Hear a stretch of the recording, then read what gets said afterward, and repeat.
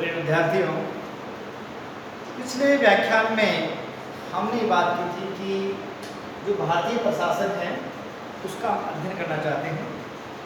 और भारतीय प्रशासन का अध्ययन करने से पहले हमने ये जाना उचित समझा कि हमें प्रशासन की आवश्यकता क्यों है, क्यों प्रशासन की आवश्यकता होती है, जिसके कारण से उसका अध्ययन अध्यापन किया जा सकता है, किया जाना चाहिए। और तो हमने देखा कि हम जिस समाज में रहते हैं उस समाज का नियमन नियंत्रण वर्तमान में राज्य नामक संस्था द्वारा किया जाता है। तो राज्य जो है वह संस्था है, वह तंत्र है जो समाज को नियंत्रण निश्चित करता है। और इसी कारण से इस राज्य का जो मुख्य कार्यकारी अंग है जिसको हम सरकार कहते हैं, इसको क्या कहते हैं? सरकार।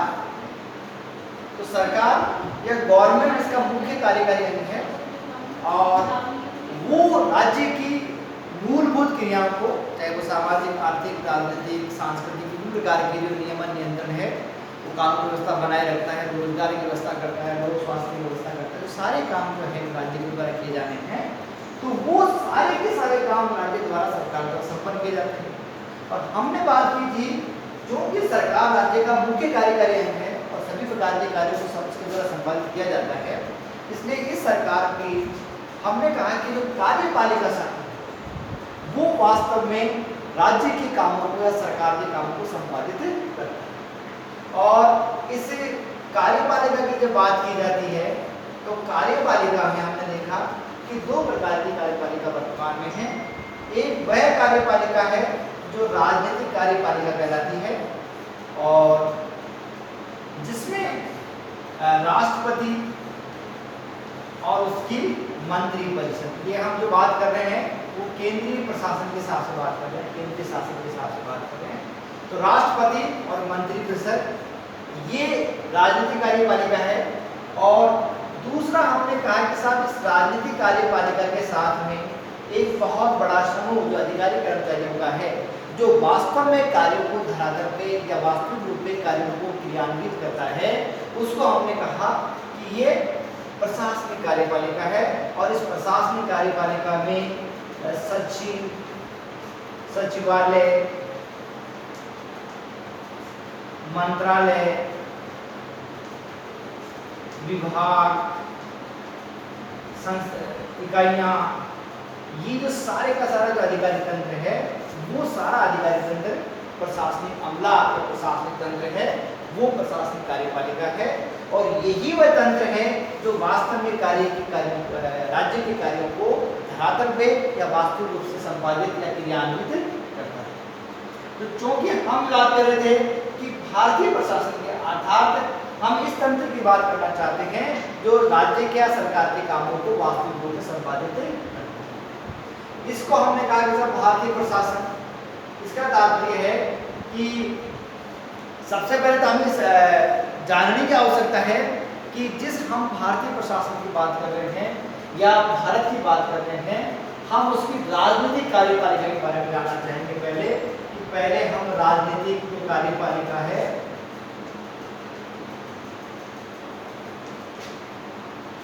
और चूंकि प्रशासन का सीधा संबंध कार्यपालिका से है, इसलिए विधायिका और न्यायपालिका की चर्चा यहाँ सिर्फ संदर्भों में या विशेष रूप से जब आवश्यकता होगी तभी की जाएगी, वरना हमारा सीधा सा तात्पर्य कार्यपालिका से वो राजनीतिक कार्यपालिका।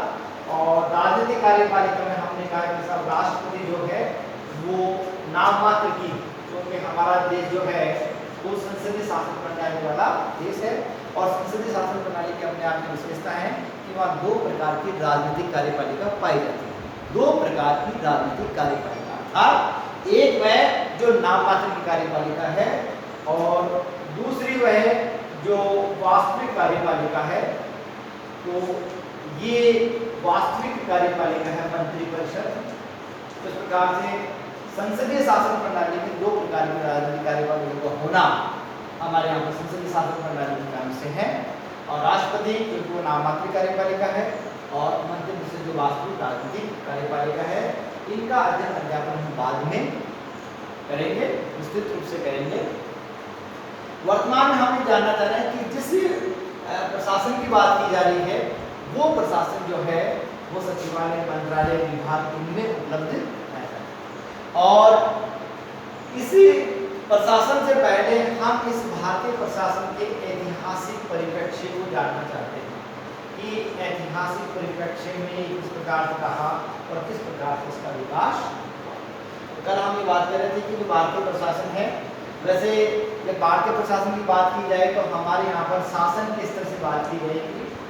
तो शासन के जो है वो 3 स्तर हमारे, चूँकि शक्ति पृथक्करण का मामला है और शक्ति पृथक्करण अनुसार हमारे यहाँ पर 3 प्रशासन के स्तर, 3 शासन के स्तर, प्रशासन के 3 शासन के स्तर। पहले एक हमने कहा कि साहब ये केंद्रीय शासन की बात की जाती है, दूसरी हमने कहा कि साहब राज्य शासन की बात की जाती है या प्रांतीय, और तीसरा हमने कहा साहब स्थानीय शासन की बात की जाती है।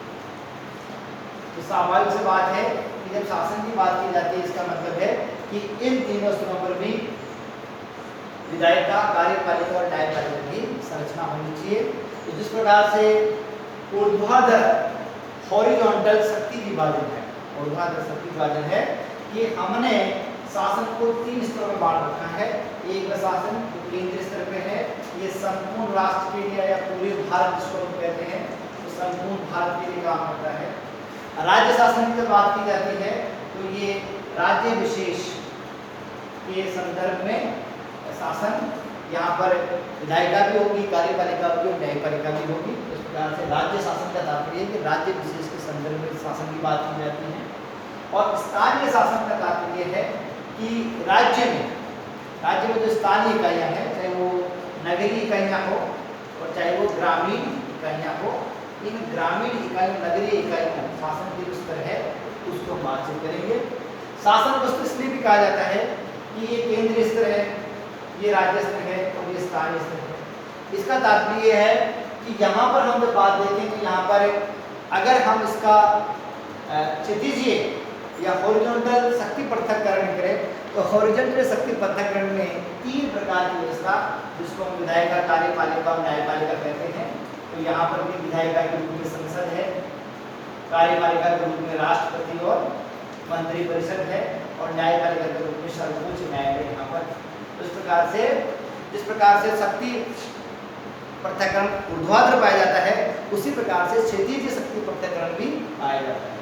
तो शासन का स्तर वह कहलाता है जहां पर जनता के द्वारा चुने प्रतिनिधि, जनता के द्वारा चुने व्यक्ति जो है वो शासन का संचालन करते हैं।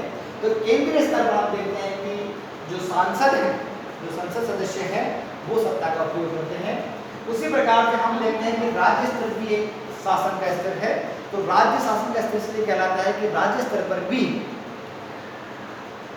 जनता के चुने हुए प्रतिनिधि, जिनको हम विधायक कहते हैं या विधानसभा सदस्य कहते हैं, वो अपने क्षेत्र विशेष या राज्य विशेष के लिए विधायिका का निर्माण करते हैं और मुख्यमंत्री, मंत्रिपरिषद, राज्यपाल ये मिलकर के राजनीतिक कार्यपालिका का निर्माण करते हैं। इस प्रकार से प्रशासनिक कार्यपालिका भी वहाँ रहती है, मुख्य सचिव, सचिवालय, विभाग, इस प्रकार से। तो ये हम देखते हैं कि इस प्रकार से केंद्रीय स्तर पर शक्ति पृथक्करण पाया जाता है। हम कह रहे हैं कि ऊर्ध्वाधर शक्ति विभाजन, हमने कहा कि केंद्रीय स्तर, राज्य स्तर, स्थानीय स्तर। उसी प्रकार से हमने कहा कि क्षैतिजीय स्तर पर अगर शक्ति पृथक्करण की बात करें तो यहाँ पर विधायिका, कार्यपालिका और न्यायपालिका पाई जाती है।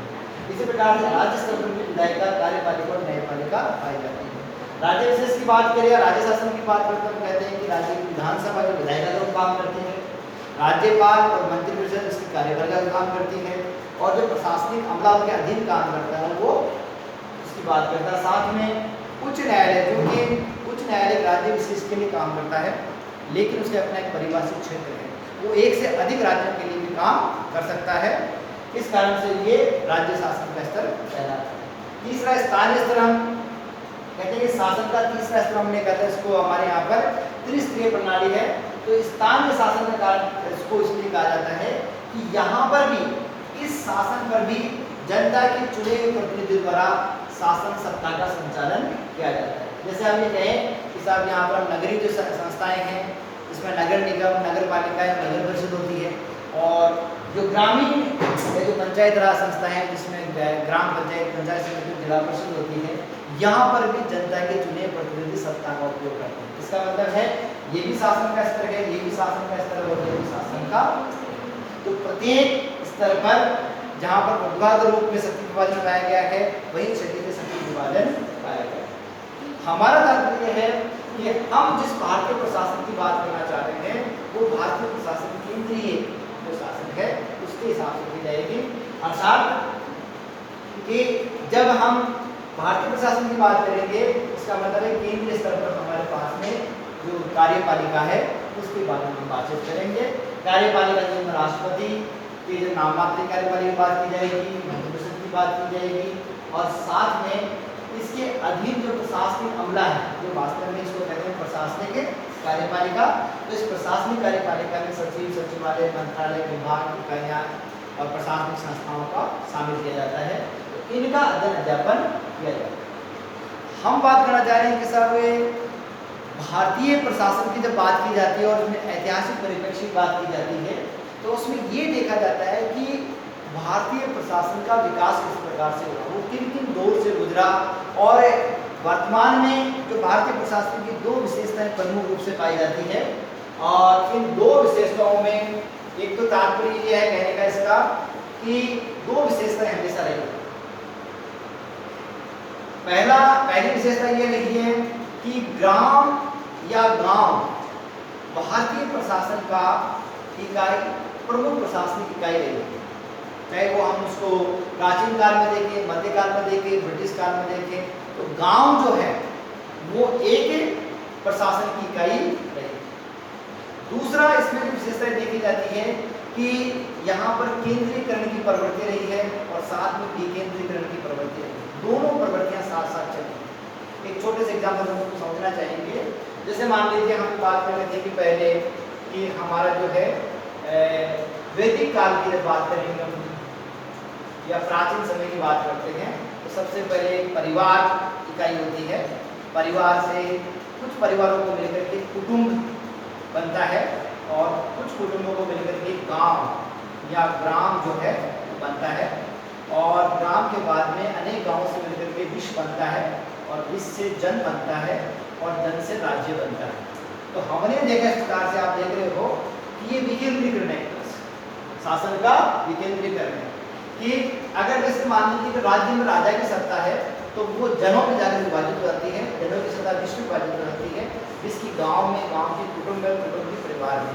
इस प्रकार से ये जो सत्ता है वो विकेंद्रित होती हुई, लेकिन साथ ही जहाँ पर ये विकेंद्रीकरण की सत्ता है वही एक केंद्रीकरण की सत्ता है कि जब राज्य रूपी संरचना की बात करते हैं तो राज्य रूपी संरचना अचानक पैदा नहीं। राज्य रूपी संरचना इनके एकीकरण से या इनके इंटीग्रेशन से बन करके राज्य बनता है। तो इस प्रकार से दो प्रकार की प्रवृत्तियां, कृपया ध्यान दें कि दो प्रकार की प्रवृत्तियां विशेष रूप से भारतीय प्रशासन की पाई जाती है। नंबर एक कि ग्राम हमेशा, चाहे वो हम प्राचीन काल में देखें, चाहे मध्यकाल में देखें या ब्रिटिश काल में देखें, तो गांव जो है वो प्रशासन की या मुख्य कार्यकलाप की प्रक्रिया रही है। दूसरा हमारे यहाँ पर केंद्रीकरण और विकेंद्रीकरण की प्रक्रिया दोनों साथ रही है। केंद्रीकरण का तात्पर्य है कि जो शासन का स्वरूप है उस प्रकार से बन करके बनता है। उसी प्रकार मैडम जो विकेंद्रीकरण की जो प्रक्रिया है उस प्रकार से जो शासन की सत्ता है वो विभिन्न क्षेत्रों में विभाजित होती गई है। इसका मतलब है कि दो प्रवृत्तियां विशेष रूप से भारतीय प्रशासन की देखी जा सकती है, केंद्रीकरण, विकेंद्रीकरण, और इसके ऐतिहासिक परिप्रेक्ष्य में हम अगले व्याख्यान में बात करेंगे कि जिसमें हम भारत